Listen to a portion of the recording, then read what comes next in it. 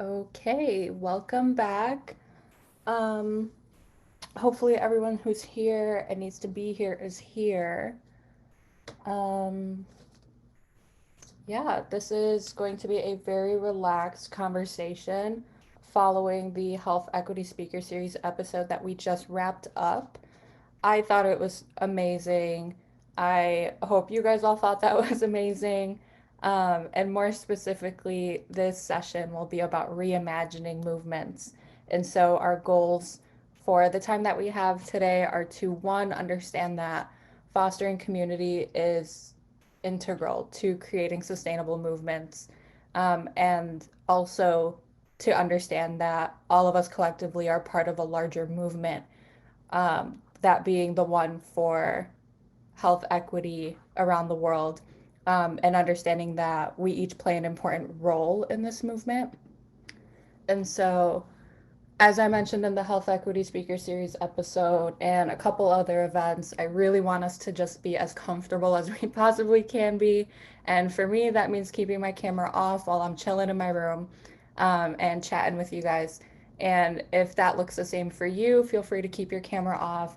Feel free to use the chat or unmute yourself when you feel moved, and know that we're all here in this discussion because we want to be, and so everything is valid and half baked thoughts are welcome. And so, with that, I will begin. And I know we just wrapped up with that background music, but warning, I'm going to put it back on, but only for 5 more minutes. And that is because, based on the amazing question and answer session that we just had with Tristan, I want us to have some time to reflect and kind of sit with what we heard, and all the answers that we received from him. And so, the larger question of what makes a movement, what it takes to be a part of a movement, the work that it requires, the questions that we have to sit with and not have all the answers to at one time, but work towards better solutions for all things that are being advocated for, right? So I want us to take 5 minutes to just open our minds, reflect on what makes a movement. Like I said, I'm gonna play some music in the background. If you like reflection music, if you don't, go ahead and like lower your computer volume. Um, but along with the big question of what makes a movement, we can also think about, movements that you support, organizations you might be part of within a larger movement. How do you feel in a given community? What are the things you need to feel included? What does a quote unquote successful movement look like or require?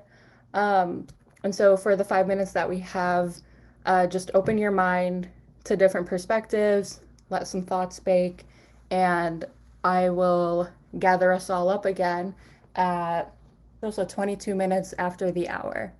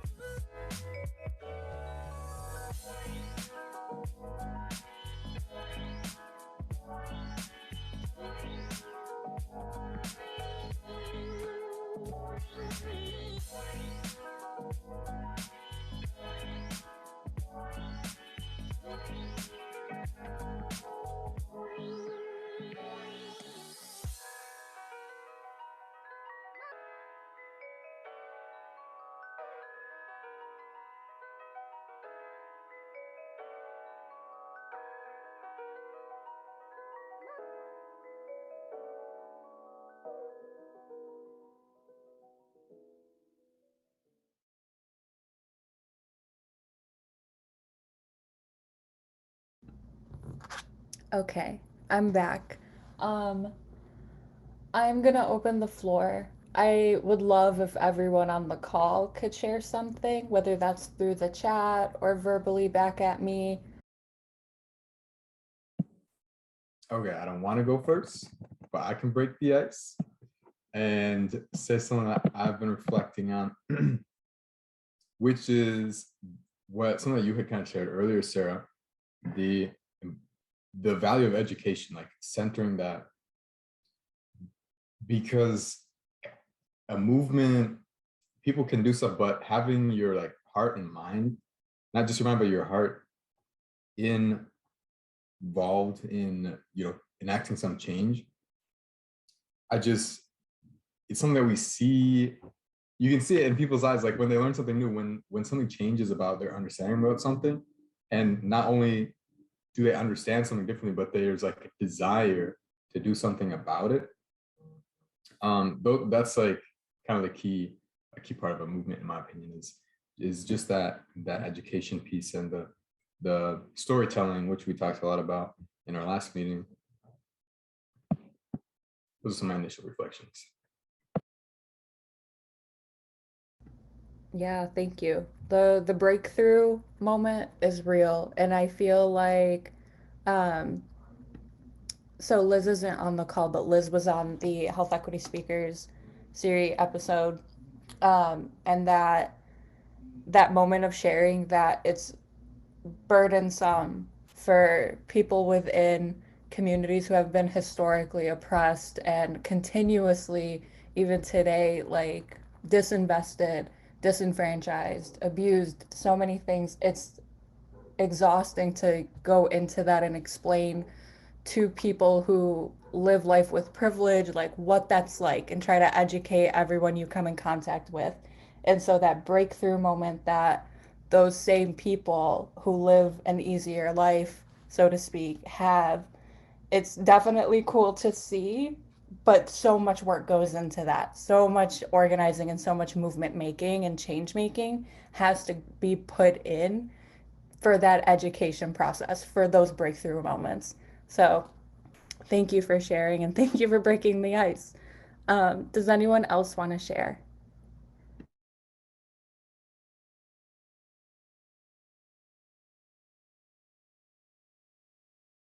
The thing that I thought of was I forget who mentioned this in the other meeting, but like sustainability and how to like build sustainability in a movement, and that's like I think Tristan brought up that that was the key thing that transforms like a moment into like a movement is building sustainability through like continuity. And I was thinking about like how we've been working on that, and like our GlobeMed chapter is increasing the continuity um like in transitions and like in the way we communicate with our partner organization through transitions and through like new e-board teams and the way we store information for like future um like generations of like e-board and general body members, um and like what the processes for that look like, and so that was something that I was thinking of primarily.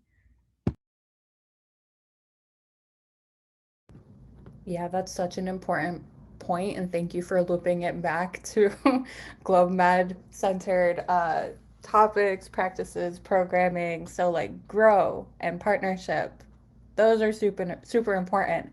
And we'll get to this later in the very short slide deck that I made. But um, yeah, like we want to reimagine, and the GlobeMed model of partnership was born from reimagination or imagination in general. So being frustrated with like traditional models of quote unquote delivering healthcare to different parts of the world, um, that wasn't resolving a lot of people's issues. And so they had to reimagine a different way and a different model of partnership that was like more authentic and more valuable to both parties. And so bringing that sustainability concept back into the loop and back into the conversation is super important. So thank you for sharing that, Eleanor. Yeah, something that was coming up with me, it's like there's so many thoughts going on, right? So it's like, where do I start? What piece do I hit on? Um, but the conversation when Tristan was talking about partnership, right? And when you, I can't remember who exactly posed the question about, um, you know, working together in partnership for maybe just a moment to achieve a goal as opposed to a longer term partnership. And again, the ideas of it's important to have that shared understanding, that shared language, like the pieces that's bringing you together, that you're able to work on and move forward in.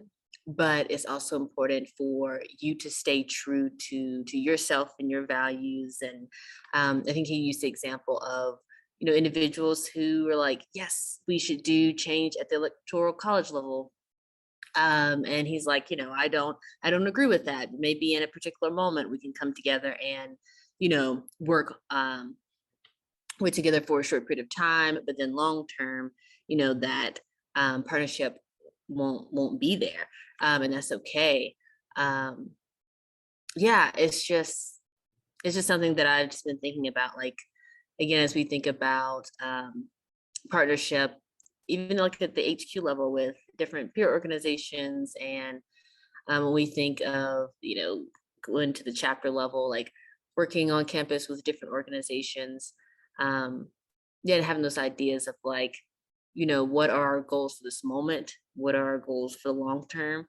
And being able to, yeah, to stay true to those and um, not feel like everyone has to be doing the exact same thing for us to come together as a overall movement to be able to move forward.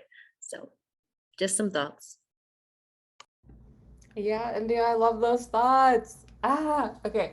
So what I got from that is that challenging certain perspectives and group thinking, that's a necessary part in like organizing and in movement building. And so if everyone thought the same thing and just followed one individual leader, so the one person to say, yeah, I think we should make that change at the electoral college level, and then everybody just, in wave form just follows that one person's perspective and like allows that to happen for years and years and years, and like nothing will change. And if there's any challenge to that, that might actually be part of a better solution for something for any given movement. And so that's definitely important. Thank you for sharing.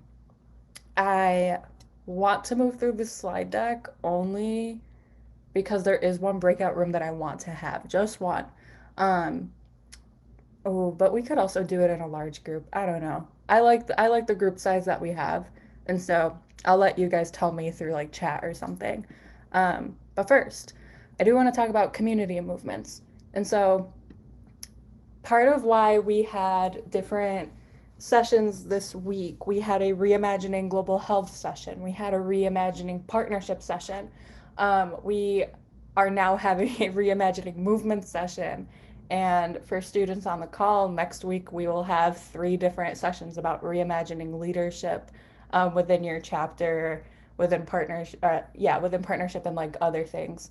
Um, but that word keeps coming up. It's reimagining, and that's because, you know, at different points in the GlobeMed model or in other spaces that you might be a part of, it's important to take the time to name, reflect, and assess where you're at and where your goals are at a given time.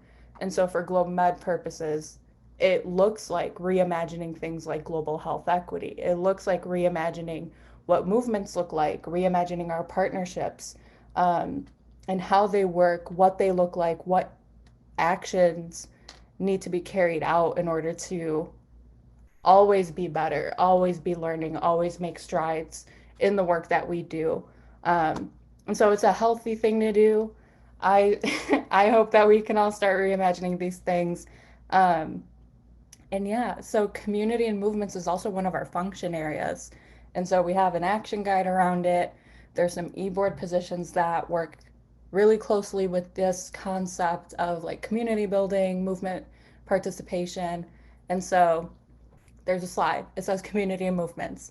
The point I'm trying to make is that we have to understand that fostering community is super important to creating sustainable movements. And so we talked about sustainable movements too.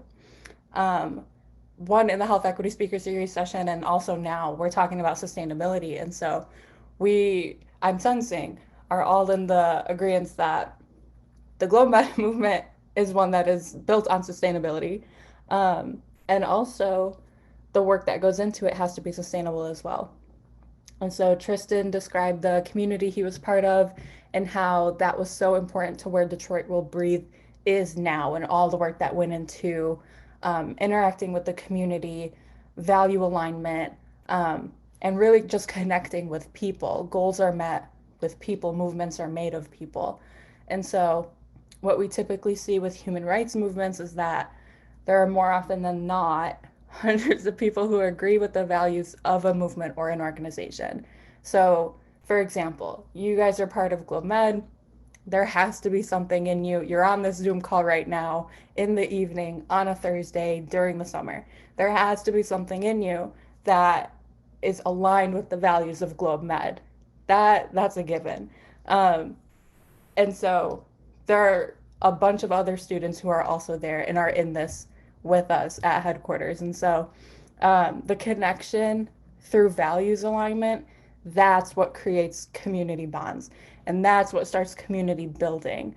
And I want to make it clear because it's come up sometimes from different students that when we say community building, we're not talking about capacity building.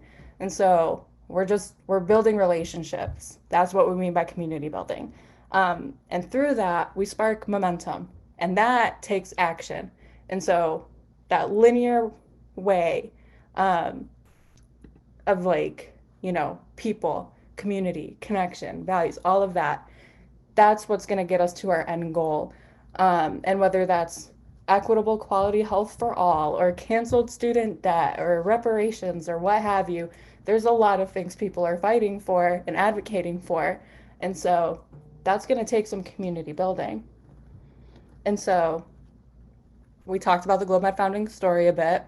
The point I want to make about that founding story is that GlobeMed was founded to be part of the larger movement for global health equity.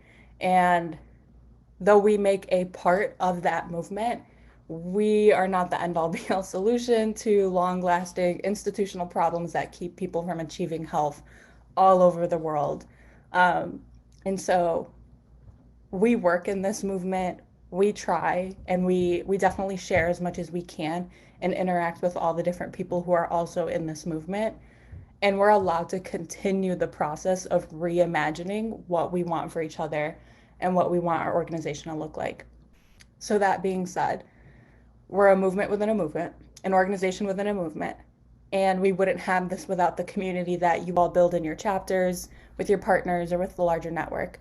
And so, for that second bullet point on the first slide about what our objectives are, one of them was that you are an important player in the movement. And without you, the community wouldn't be there. And without the community, the movement wouldn't have what it needs or what it takes. And so that was the bulk. That was the bulk of what I wanted to say to you. And for the rest of the session, it's more about what you guys need to say for each other and like in this space that we have together. And so Yeah, I guess I'll kick us off. Something that came back to my memory that I have been thinking about off and on at different points, and reassessing, is the question that Liz posed about what is an activist? What does an activist do? This was some months ago. I attended a talk where, oh man, now I can't remember her name, but she was from she was one of the individuals from the Little Rock Nine, and she had gone to do so many great things. And when she was discussing activism, because all the stuff that she does now, she goes and to do talks at elementary school. And she's like, I love talking to children, like it's great. Just how welcoming they are and how you can, break things down for them. And I think one of her students had asked this question about like, well, how can we be an activist like as we are growing up? And again, this wasn't just elementary school. I think this was like middle and high school as well. Like, what can we do now? And I believe her response from my memory was that being an activist, there's like so many different ways to do that. That can be realizing that, hey, this is something that I want to do one day, and learning about that and continuing to push towards those goals, like that is part um, of being an activist in that way. I know when she first said it, I was like, wow, like that's such a broad term, because you feel like it's very like narrow when you hear it a lot of the times. And so I'm just curious if anyone else has been, wrestling with that question too, about if someone's like, oh, how do I be an activist, especially if you're talking to someone who's younger than you. Um, what has been things that comes up for you, or has anyone approached you with that? Or how does that response that the person gave resonate with you? That was so many questions, but I'll mute now. I'm curious to listen to maybe a specific question is, what were reflections that came out of the part where he was kind of sharing like his thoughts on what it means to, I guess, like educate others around us, specifically white people who are not super aware of the lives of others who look different from them, specifically brown and black people in the United States. And I don't know if you can hear my dog. He's dancing next to me right now. I think he wants to go outside. But yeah, what does that mean? What does that mean to you all, especially as GlobeMed, we emphasize education? How do we balance like having encouraging conversations, and also his reflection, like safe spaces, kind of time to this too. But anyways, I guess that's a question I would kind of put out as well. Yeah, I can also share. I like how these are all questions. But Priya also had a question before jumping off the call. Priya asked, or basically said with a question, that there's something floating around her brain about what Tristan shared at the end about the fact that a lot of the work that we need to do to deconstruct and transform our systems to be more equitable, that's all collective work versus individual. And that's making Priya think about the role of collective care in our work. So, how can we lean on each other, mobilize together, step up and step back, and know that this work lives beyond us? Yeah. First question. I'm thinking about that, because that collective care piece is so important. And then also like knowing where your community is. Um, I attended an event, I think it was someday this week. I think it was on Tuesday. And it was about liberatory evaluation. And I remember one person who I was in a breakout room with um was saying like, wow, it's so great to be in community with individuals who are thinking about this and who are willing to name these things, right, that we need to change, that are oppressive. And when is the next time can we have this talk? Because I've been looking for individuals, like-minded individuals to be in community with, to have these conversations with, and it's hard. And yeah, that's just making me think about collective care being so important, but then also how do we open ourselves up so where people can find and join the community, right? um Just something that came across my mind. Something that came up for me too with the language piece that he mentioned, which I thought was so interesting because I feel like at GlobeMed we're like, we got to, making sure everyone um, is using the same language. When we talk about accountability, when we, um, talk about other terms like liberation and be on that same understanding. Um, yeah, I believe he mentioned like it's okay if people have like some slightly differences in viewpoints on certain, and somebody correct me if I'm wrong with how I heard him. Has yeah, but it's like it's okay. I think he was referring to like different coalition building movements, but them having different like variations on like I guess like certain terms and some different understanding. Um, but again, still being able to have the shared values and work together. But even if there are those slightly differences, like you don't necessarily have to have the same exact definition of a term. Is that what y'all picked up, or did I hear that wrong?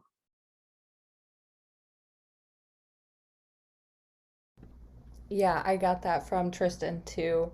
Um, and when he was explaining it and how it's okay, it's not just okay to have differences in opinion or perspective on different issues, but that it's actually sometimes a good thing for that constant like back and forth or questioning, that questioning and interrogation that's like important to making sure that what you're advocating for and what you're working for, like we might not even recognize work as work within GlobeMed. Like you might show up to a general body meeting and just sit through a GHU. You might bring a baked good for a bake sale for a fundraising or like a campaign for your partner. You might be doing like what a student would call like a little thing in a chapter, but that's still work. That's still work within an organization, which is GlobeMed. That's part of a larger movement, the one for global health equity. And so um, to constantly interrogate and question like what you're doing, why you're doing it, how often you're participating in something, like that is important. And without that questioning, you might go unchecked and you might find yourself in like a rut. The movement might not be advancing because of the lack of interrogation around it to like reassess where everybody's at, what needs to change. And so to me that signals like AAF planning and conversations, right? You do that every year with your partner. You guys try to get on the same page, plan out goals for the year, make agreements with each other. And if we didn't have that, if we didn't go through the AAF process, there might be miscommunication between students and partners. There might be misalignment in goals and, figuring out what each party needs to be doing. And so that could actually set back a whole partnership. And so like that question or like that response from Tristan and the questions that we all had, I can definitely apply that to the GlobeMed experience and like what that looks like with each other, you know? Yeah, definitely. Okay, are there any final thoughts or questions or ideas that came out of this discussion or the session we had with Tristan during the Health Equity Speaker Series?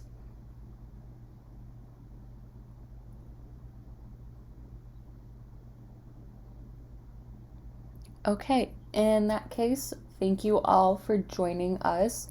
It was a great discussion and a great couple of hours with everybody. Make sure to complete the program feedback survey that is being dropped in the chat. And also, feel free to email us with any questions that came up. If there's any lingering thoughts, you can go ahead and reach out to us. Our emails will be in the chat.